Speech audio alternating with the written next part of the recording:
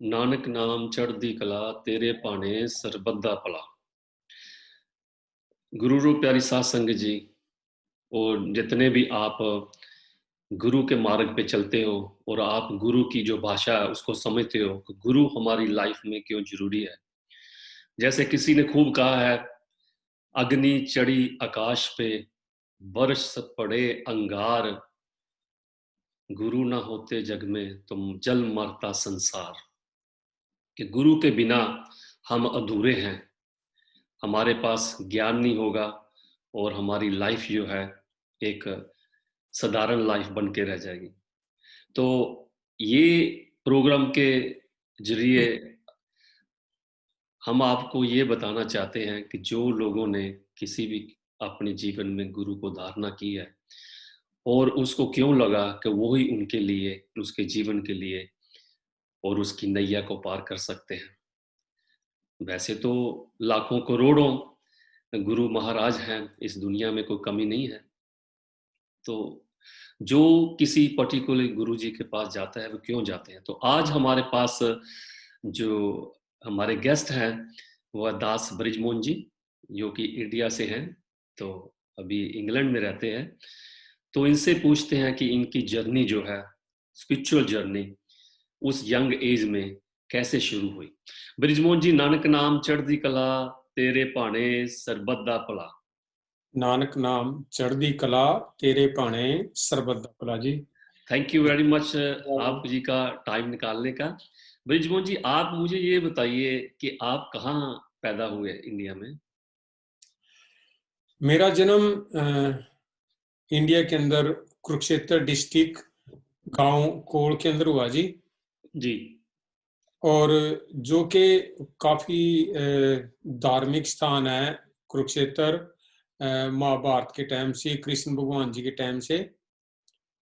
और जैसा कि आपने मेरी स्पिरिचुअल जर्नी, रूहानियत जर्नी के बारे में क्वेश्चन किया, उसके बारे में मैं आपको बता देना चाहूँगा कि मैं जैसे मैंने होश संभाली थी उस टाइम से मेरे को संतों महात्माओं के पास जाने की मेरी इच्छा होती थी कि मैं जो भी हमारे गांव में आते और आसपास भी कोई आता है तो मैं उनसे जाके उनके दर्शन करने और उनके विचार सुनने का इच्छुक होता था। और मैं जाता भी और सेवा भी करता जो भी मेरे को वहां पे मिलती जिस भी प्रकार की। ये बताइए कि आपकी जो एक्चुअली जो जर्नी है, गुरु की जर्नी, आप लोनी दरबार जो कि इंडिया में शादरा के पास है, वहां कैसे पहुंचे और कब पहुंचे। मैं दिल्ली के अंदर 1980 थ्रू 1982 सितंबर के अंदर मूव हुआ था अपने गांव से काम के लिए। और मैंने कुछ दिन काम किया तो मेरे साथ एक एम्ब्रॉयडरी का मैं काम करता था, कढ़ाई का। तो मेरे साथ एक लड़का काम करता था। तो वो कहने लगे कि लोनी के अंदर एक महात्मा आए हैं, बाबा जी हैं, वो सब कुछ बता देते हैं। कोई भी किसी को प्रॉब्लम है तो वो सब कुछ सोल्व कर देते हैं। तो अगर आप इंटरेस्टेड है जाने के लिए तो कल मैंने दरबार में जाना है लोनी में, तो आप मेरे साथ चल सकते हैं। तो मेरे को जैसे ये बात सुनी तो मेरे अंदर कुछ ऐसा महसूस हुआ कि बहुत अच्छी जगह है और बहुत पूर्ण संत हैं जो जो जिनके बारे में इन्होंने एक्सप्लेन किया है। तो मैंने उसको यस कर दी कि मैं आपके साथ कल को जरूर जाऊंगा। उस टाइम मैं दिल्ली के अंदर एक काफी फेमस जगह है जी, लाजपत नगर। लाजपत नगर में मैं रहता था और वहां से जो प्लान किया गया उसके साथ कि यहाँ से 702 नंबर जाएगी शहादरा, और शहादरा से 2 नंबर जाती है वो सीधी लोनी, और लोनी के पास में ही गुरु महाराज का दरबार है। तो चलिए। तो मैं जी लोनी के अंदर दरबार में पहुंच गया। दरबार में पहुंचने से एक रात पहले मेरे को महाराज जी ने दर्शन दिए कि कल को आप मेरे यहाँ दरबार में आएंगे तो क्या मांगना है, क्या लेने के लिए आएंगे। तो जब मैं दरबार में गया तो वहां पर मेरे को महाराज जी तो नहीं मिले, लेकिन वहां पर बाबा जी थे। बाबा जी सत्संग कर रहे थे और सत्संग के अंदर सुनने के बाद पहले हमने लंगर छकिया, जैसे वहां की मर्यादा है, लंगर पानी छक के, और उसके बाद सत्संग सुना। सत्संग सुनने के बाद बाबा जी ने हमारे से बात की। बाबा जी ने वो बात बता दी हमारे को, मेरे को, कि जो इमेजिंग थी कि भी तुम कैसे रहते हो, कौन कौन साथ में रहता है। तो इस ऐसे बताने से मेरे को काफी ये हो कि मैं बाबा जी को सब कुछ पता है। तो उसके बाद मैंने वहां पर जो स्लोगन हम बोलते हैं, नानक नाम चढ़दी कला तेरे पाने सरबत का भला, उससे मैं बहुत ज्यादा इम्प्रेस हुआ।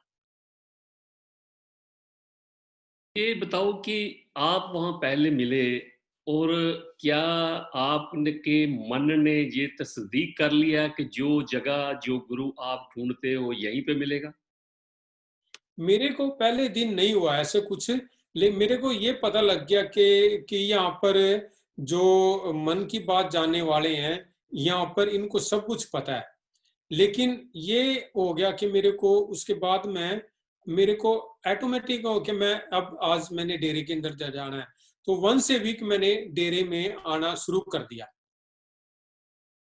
फिर आपके मन में वो कब लगन लगी, अंदर जो टिकटकी होती है ना, प्यार जागा कि भी ये जगह ही आपके लिए है? क्योंकि दुनिया में, इंडिया में बहुत भगवान है, बहुत गुरु महाराज जी है, बहुत संत है, महात्मा है, तो वो जगह ही क्यों, आपका मन वहां क्यों टिका? वहां पर जैसा कि मैंने बताया, एक तो मैंने जो नानक नाम चढ़ती कला तेरे बाणे सरबत के भले से इम्प्रेस हुआ, और उसके बाद थोड़ा सा ना पीस ऑफ माइंड रहने लगा जब भी मैं जाता दरबार में। तो उसके बाद मेरे को पीस ऑफ माइंड जैसे ना एक रिलैक्स महसूस होने लगा। तो फिर उसके बाद तो फिर मैं कंटिन्यूस जाने लगा।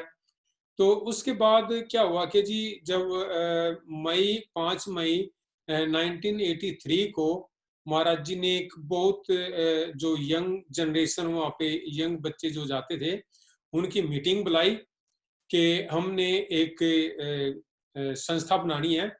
तो उसके बारे में महाराज जी ने वहाँ पर मीटिंग ली। हम काफी इकट्ठे लड़के इकट्ठे हुए। तो उस मीटिंग के अंदर महाराज जी ने काफी एक्सप्लेन किया कि जो इस टाइम जो बच्चे गलत रास्ते पे जा रहे हैं, नशे में, और जो बच्चे माँ बाप की सेवा नहीं करते, जो मतलब गलत रास्ते पे जाते हैं, जिसको कह सकते हैं अपना तो उनको ठीक तरीके पर लाने के लिए, ठीक रास्ते पर लाने के लिए हमने ऐसे जो कमेटी बनानी है जो कि समाज के अंदर इस चीज का प्रचार करे कि हमने अपने बड़े बुजुर्गों की सेवा करनी है, रूहानियत की तरफ ध्यान देना है, नशे पत्तों से दूर रहना है, शराब मांस संडा बीड़ी सिगरेट इनसे दूर रहना है, और शांति के लिए एक उन्होंने कमेटी बनाने का जो प्लान किया। और उसमें मेरे को सेवा दी गई कमेटी की एज ए चेयरमैन, प्रधान के तौर पे। तो उसके बाद फिर हमने वो काम शुरू करना कर दिया जो कि महाराज जी चाहते थे।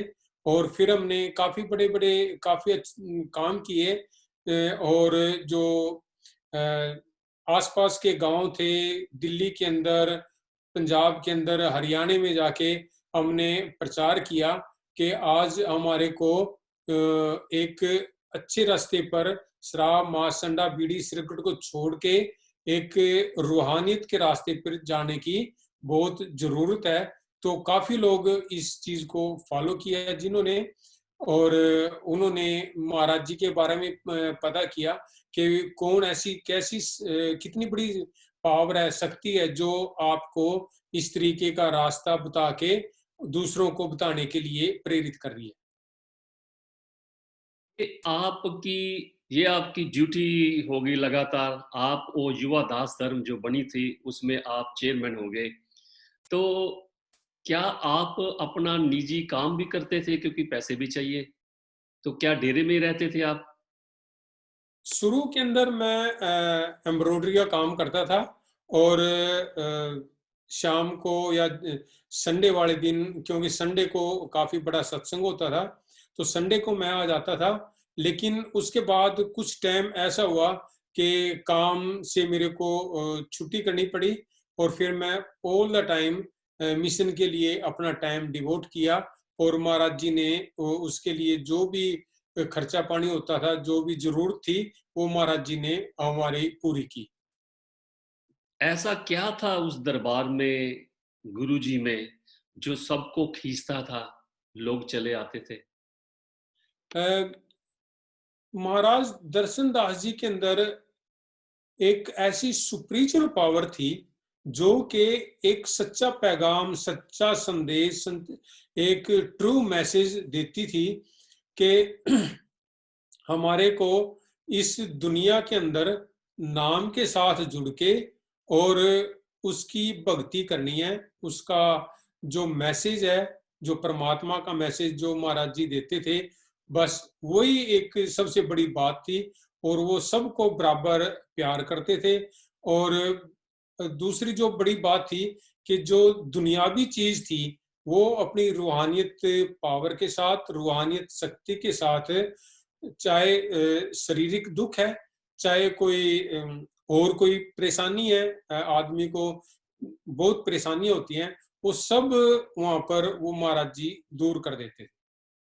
ये बताइए कि उस दरबार में जैसे आजकल है कि दरबारों में सब वो सुविधा है, सब वो चीज़ें हैं जो एक आम आदमी को अपने घर में चाहिए, कंपटीशन लगा हुआ है।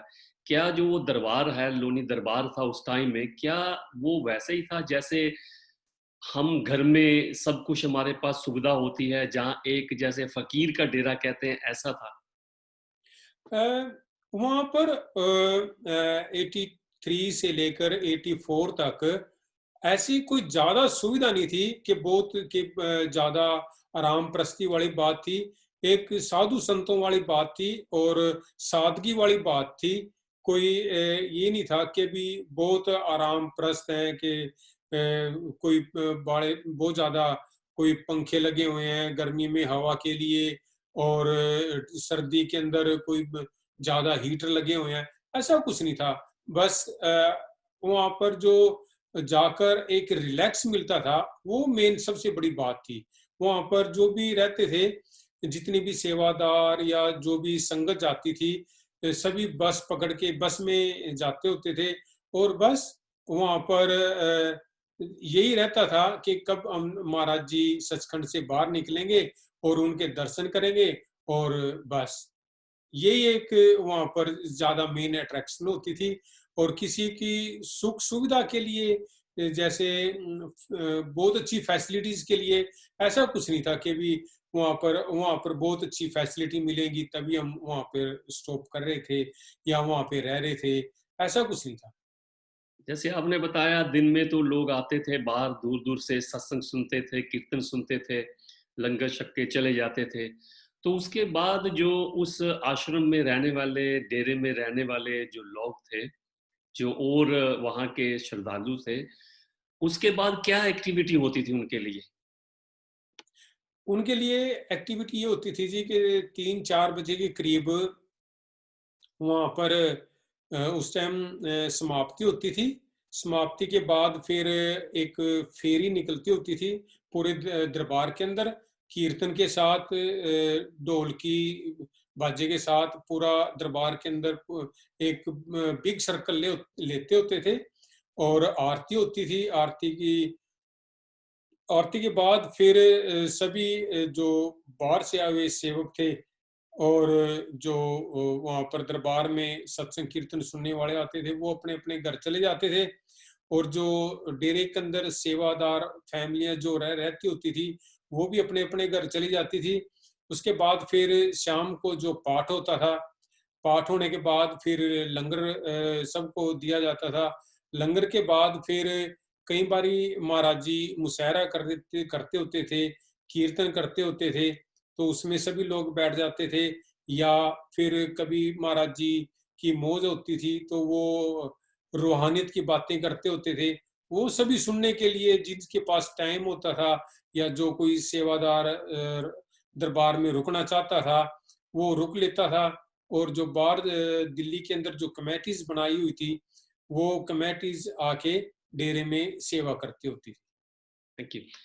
जब आपने काफी समय लोनी दरबार में निकाला, सेवा करी, महाराज जी के पास रहने का मौका मिला, लोगों को समझने का, सोचने का मौका मिला, तो जब 1984 के राइट्स हुए इंडिया में, जब प्राइम मिनिस्टर को गोली लगी थी, तो उसके बाद जो दिल्ली की दशा बहुत खराब हो गई थी, क्या लोनी धाम में भी कुछ उसका नुकसान हुआ? देखो जी, जिस दिन महाराज अपना ये हैपनिंग हुई, उससे कुछ दिन पहले ही महाराज जी ने बता दिया था कि टाइम बहुत खराब आने वाला है, आप हौसला रखना, हमारे साथ रहना, हमारा साथ नहीं छोड़ना, तो उसके बाद सब ठीक हो जाएगा। तो काफी टाइम हमने ये सोचा कि क्या खराब टाइम आएगा, कोई ऐसी तो कुछ दिखता होता, क्योंकि हमारे पास इतनी दूरदृष्टि नहीं थी। लेकिन महाराज जी ने ये हमारे को सबसे पहले ही बता दिया था कि कुछ खराब, कोई अच्छा समय नहीं आने वाला है। एनीवे, तो उसके एक दिन महाराज जी ने ये भी बताया था कि काया कपड़ टुक टुक होसी हिंदुस्तान संभाल सी बोला, आन ठतरे जान स्थान में और भी उठसी मर्द का चेला। तो हमने सोचा कि महाराज जी ये क्यों कह रहे हैं, तो हम तो नहीं सोच पाए। लेकिन महाराज जी ने इंग्लैंड में आना था, लेकिन इंग्लैंड से फिर वापस एयरपोर्ट से वापस चले गए। तो जब इंदिरा गांधी को शूट किया गया, तो फिर दरबार के अंदर यानी कि 1 नवंबर को सुबह ऐसी सुनसान आ गया, सुनसान हो गया कि वहां पर कोई दिखाई नहीं दे रहा था। सुबह 8 और 9 बजे करीब, तो एक सेवादार आई, काफी एज थी, तो उसने सबको ऐसे वार्निंग सी दी जैसे कि उसके अंदर महाराज जी वास कर रहे थे कि सब बच जाओ, बच जाओ, बच जाओ, ऐसे उसने आवाज लगाई। तो तकरीबन 10 बजे, 10 साढ़े 10 बजे, तो डेरे के चारों तरफ पता नहीं कहां से इतनी जनता आई, इतने लोग आए कि उनके हाथ में बहुत कुछ मारने का सामान था। तो उन्होंने दरबार की पिछले वाली साइड में जहां पर सेवादार रहते होते थे, वहां पर झुग्गियों में आग लगाना शुरू कर दिया। तो वहां से सेवक निकले, तो सेवक निकलने के बाद फिर इकट्ठे हुए। तो कुछ लोग को स्पेशल वार्निंग भी दी गई थी कि आप लोगों ने कुछ किसी को नुकसान नहीं करना, वो कुछ नहीं करेंगे, वो ऐसे चले जाएंगे। लेकिन कुछ सेवादारों ने नई बात मानी, नई बात समझी, तो उन्होंने भी ईंट का जवाब पत्थर से देने की कोशिश की। तो इतनी देर के अंदर जो जनता बाहर से आई हुई थी, वो डेरे के अंदर चली आई। तो उसके बाद उन्होंने दरबार को लूटना खसोटना शुरू कर दिया। जो जिसके पास जो भी सामान मिलता था, कहीं पे आग लगाते, कहीं पे शूटिंग करी। लेकिन जितने सेवादारों को उन्होंने खत्म करने की कोशिश की, इतना कुछ नहीं हुआ। वो सब कुछ बच बचाव हो गया, लेकिन कुछ सेवादारों का वहां पे नुकसान हुआ। तो जिन्होंने के वहां दरबार के अंदर शरीर छोड़ना पड़ा। तो ऐसा कुछ सेवकों की इच्छा भी थी कि जो हमारा जो लास्ट टाइम है, जो वो है दरबार के अंदर आना चाहिए। तो वो भी महाराज जी ने कह सकते हैं कि उनकी इच्छा पूरी की। लेकिन जब महाराज जी से ये रिक्वेस्ट की गई कि अब बिल्कुल ज्यादा टाइम खराब आ गया है, तब महाराज जी ने कहा कि अब ये सब चली जाएंगे। तब उन्होंने अंदर सचखंड के अंदर से कुछ ऐसा किया कि 5 बजे के करीब 10:30 11 बजे 10:30 बजे 11 बजे करीब आए हुए थे सभी लोग। 5 बजे तक वहां पर वो सब कुछ करते रहे, लूट खसोट ये वो। तो उसके बाद फिर वो जब महाराज जी ने कहा कि अब ये चले जाएंगे, तो उसके बाद वो सभी चले गए। डेरे के अंदर से जो भी सामान मिला था वो ले लूट लाट के वो सब लेके चले गए। सो वहाँ रात को फिर सब चले गए, सीआरपी ले गई सबको, डेरा छोड़ दिया। उस दिन से महाराज जी ने, आप सभी ने डेरा छोड़ दिया। तो महाराज जी तो इंग्लैंड आ गए। उसके बाद फिर आपने दोबारा डेरे की एक्टिविटी जो है कैसे शुरुआत की? आप वहाँ दरबार साहब अमृतसर में भी गए, शांति का पैगाम लेके, वो कैसे हुआ? ऐसा हुआ था जी, जब 1 नवंबर की हैपनिंग होगी तो उसके बाद सेवकों ने पूरी मदद की अपने जो भी सेवादार डेरे के अंदर रहते होते थे। और फिर जो सत्संग कीर्तन का प्रोग्राम है वो भी दिल्ली के अंदर सेवकों ने जगह दी, तो उसमें प्रोग्राम शुरू करना शुरू किया। तो उसके बाद जैसा कि पहले भी मैंने बताया कि महाराज जी का जो संदेश था पीस ऑन अर्थ के शांति का जो पैगाम था, उसको आगे रखते हुए तो हम जो यंग जनरेशन थी, यंग युवा दासरम थे, जो महाराज जी ने दासरम की अलग ब्रांच जो जिसमें के यंग जनरेशन थी, तो उसको हमने एक मीटिंग बुला के तो एक फैसला किया गया कि जो युवा दासधर्म के सेवक हैं और जो इनके साथ में जो हमारे साथ देने वाले हैं दासधर्म के जो अनुयायी हैं, वो सभी गाजियाबाद से लेकर और अमृतसर तक हम एक साइकिल रैली जाएंगे। और जितने भी जगह आएंगी जहां जहां भी हम एक शांति का पैगाम देंगे, और ऐसा सभी ने मान लिया। और उसके बाद हमने महाराज दर्शनदास जी की मंजूरी ली कि हमारे को इजाजत दी जाए, क्योंकि जो भी हम काम करते थे वो महाराज जी की इजाजत बगैर नहीं करते थे, जब तक कि उनकी परमिशन नहीं होती थी। तो फिर हमने 31 लोग गाजियाबाद से हम साइकिलों पे चले, और चिट्टे हमने जो कपड़े डाले हुए थे, और उसके बाद यही शांति का पैगाम देते हुए, क्योंकि उस टाइम बहुत ज्यादा जो काम जो था लड़ाई झगड़े काफी चला हुआ था। तो उसके बाद अमृतसर तक तो जाते हुए तकरीबन 51 हो गए थे, क्योंकि बीच में भी काफी लोग हमारे साथ शामिल हो गए थे।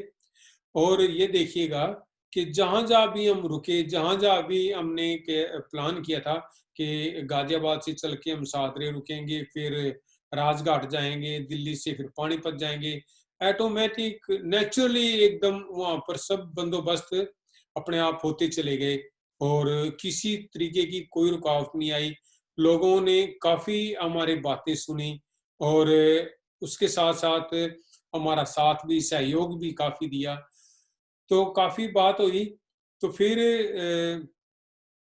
महाराज जी ने उस टाइम टेलीफोन की ज्यादा फैसिलिटी नहीं होती थी, लेकिन महाराज जी ने दर्शन दिए हमारे को आके कि जब भी आप दरबार साहब जाएंगे तो दरबार साहब में आपने यही मैसेज देना है कि इस टाइम दुनिया में शांति की जरूरत है। जो भी पावर यहाँ पर है, हम उनके चरणों में बेनती करने आए हैं इतनी दूर से चल के कि इस दुनिया पर शांति की बौछार कर दे। तो ये महाराज जी ने हमारे को पैगाम दिया था, मैसेज दिया था कि ये आपने वहां पे जाके कहना है। जब आप दरबार साहब पहुंचे अमृतसर गोल्डन टेम्पल, तो वहां आपको कोई दिक्कत तो नहीं आई? किसी ने कुछ कहा नहीं? कि आप सब ने यूनिफॉर्म डाली हुई थी, तिलक लगाए हुए थे, तो वहां कोई दिक्कत नहीं आई? किसी ने कुछ कहा तो नहीं? हाँ, वहां पर हमारे को दिक्कत आई थी जी कि कि आप इतनी दूर से आए हैं, वहाँ से आए हैं, आपको जब हैपनिंग हुई थी, तब तुम्हारे को शांति का कुछ मालूम नहीं था। तो हमने उनको एक ही मैसेज दिया, एक ही रिक्वेस्ट की, देखो हमने हम न्यूट्रल हैं, हम किसी के किसी अंडर किसी के नहीं है, सिर्फ महाराज दर्शनदास जी के हमारा मैसेज दिया है कि दरबार साहब में जाओ और वहां पे अर्जोई प्रार्थना करो, वहां पर आपकी सुनवाई होगी। तो हम यहाँ पर अरदास करने के लिए आए हैं, हम किसी का पार्टी का कोई मैसेज नहीं लेके आए, और सिर्फ हम शांति के लिए आए हैं। तब उसके बाद उनका कोई आंसर नहीं था, और सब के शांत हो गए, और उनको भी ये एक महसूस हुआ कि भी ये जो इतनी दूर से चल के आए हैं कि इन बच्चों की अरदास गुरु रामदास जी जरूर सुनेंगे। और उन्होंने अरदास हमारी सुनी, उसके बाद बहुत ही शांति होती चलेगी दिन पर दिन। ये बताइए ब्रिजमोहन जी, आपका कोई ऐसा एक्सपीरियंस, कोई ऐसी क्या बोलते हैं घटना, याद, जो आपकी महाराज जी के साथ, महाराज दर्शन दास जी के साथ हुई? ये तो तय है कि ठीक है, आपके मन में वो बसे, आप उनके शिष्य हो गए, उनको गुरु धारण कर लिया। तो क्या ऐसी कोई चीज कि जो आप सोचो कि उनमें थी? जैसे बहुत लोग कहते हैं मुझे भगवान के दर्शन हुए, मुझे फलाने भगवान ने दर्शन दिए, मुझे वो मिले। क्या आपके साथ कुछ ऐसी घटना हुई जिससे आपको लगा कि यही आपके मार्गदर्शन करने वाले प्रभु हैं? देखो जी, महाराज जी की ये थी कि उन्होंने सत्संगों में कहा कि रघुकुल रीत सदा चली आई, प्राण जाए पर वचन ना जाए। सतगुरु महाराज दर्शनदास जी ने जो भी हमारे को वचन दिए जी, वो 100%, एक तो कहते होते हैं ना कभी 99% पॉइंट पॉइंट पॉइंट समथिंग, मैं कहता हूँ 100% उन्होंने जो वचन दिए वो पूरे हुए। और जो मेरे अपना एक्सपीरियंस है जी, कि मैं तो ये कहता हूँ कि जिस टाइम पूर्ण संत मिल जाता है, तो अगर हमारा एक सांस आ गया तो दूसरा सांस आ गया, वो भी प्रभु की कृपा ही है कि हमारे को दूसरा सांस आ गया। अदरवाइज दूसरा सांस भी आने की कोई उम्मीद नहीं है। लेकिन जब सतगुरु होता है तो उसकी ही कृपा होती है कि जो दूसरा सांस आया वो भी उसी की कृपा है। जो मैंने महाराज जी ने अरदास हमारे को की हुई है, अर्जोई बताई हुई है कि 5 बारी नानक नाम चढ़ती कला बोलिए, उसके बाद जो अर्जोई है अर्जोई बोलिए, अर्जोई के बाद फिर 5 बारी नानक नाम बोलिए। तो उसमें जो भी मैंने दुनियावी इच्छा मेरी होती थी, वो 100% वो पूरी हुई हैं जी। और कई तो ऐसी इमेजिंग बातें हुई हैं जो मैं सोचता हूँ कि ये क्या हो गया। तो ऐसी ऐसी बातें भी मेरी लाइफ के अंदर बीती हुई हैं कि फॉर एग्जाम्पल मैं आपको बता देना चाहता हूँ कि जब 84 में हमारा दरबार लोनी दरबार साहब बिल्कुल खत्म हो गया था, बिल्कुल लोगों ने जला दिया था, तो उस दिन मेरी जेब में सिर्फ 20 रुपए थे। और 20 रुपए को देख के मैं अब क्या होगा, अब कैसे होगा।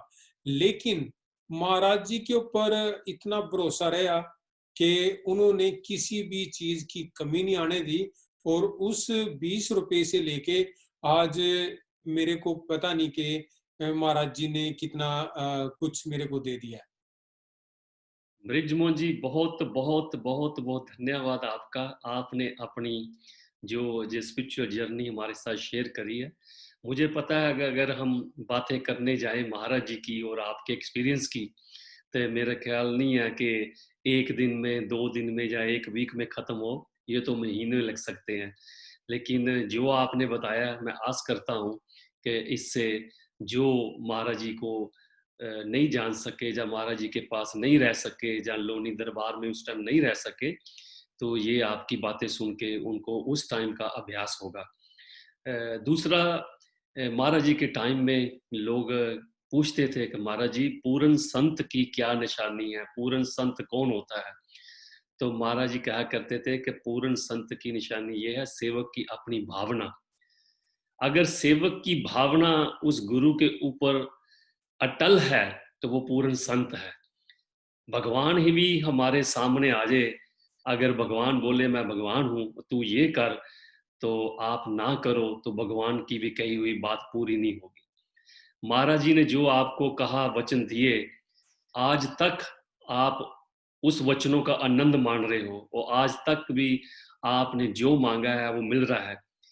मैं ये नहीं कह रहा कि भी एक शिष्य का यही है कि अपने गुरु से मांगता रहे, लेकिन कहने का ये है कि जब हम लोगों को कोई मुसीबत आती है, कोई ज़रूरत पड़ती है, तो हम उसके आगे ही अरदास करते हैं। तो आपने बता दिया कि उन्होंने अरदास के लिए बोला है, जब-जब आपको किसी चीज़ की ज़रूरत या कठिनाई आएगी, तो आप अर्ज़ोई कीजिए, नानक नाम चढ़दी कला तेरे पाने, सर्बत दा भला कीजिए। तो ये हमारे ऊपर है, हमने क्या लेना है। वो कहते थे कि डेरे आओ चाहे ना आओ, किसी दरबार जाओ या ना आओ, मंदिर जाओ, मस्जिद जाओ, गुरुद्वारे जाओ, लेकिन अपने अंदर जरूर जाओ। जो अपने अंदर नहीं जाता, उसका मंदिर, गुरुद्वारे, डेरे जाने में कोई फायदा नहीं है, वो एक टाइम वेस्ट है। तो मैं यही कहना चाहता हूँ कि हम सब लोगों को इस लॉकडाउन में, हम बाहर तो नहीं जा सकते, कर्फ्यू लगा है, लॉकडाउन लगा है, लेकिन हम अपने अंदर जा सकते हैं। इस टाइम में हम ये अभ्यास करें, हम अपने अंदर जाएं, अपने अंदर को खोजें कि मेरी मंजिल क्या है, मुझे क्या चाहिए। तो आपका बहुत बहुत धन्यवाद। तो आशा करता हूँ कि ये बृजमोहन जी की जो लाइफ जर्नी है उससे आप सबको कोई सीखने को मिलेगा। आगे हम आपके लिए और दास जी को लेके आएंगे। नानक नाम चढ़दी कला चढ़ती कला तेरे तेरे पाने पाने सरबत दा भला। Thank you Brijmohan ji, thank you. Thank you ji, आपका भी थैंक यू। Thank you.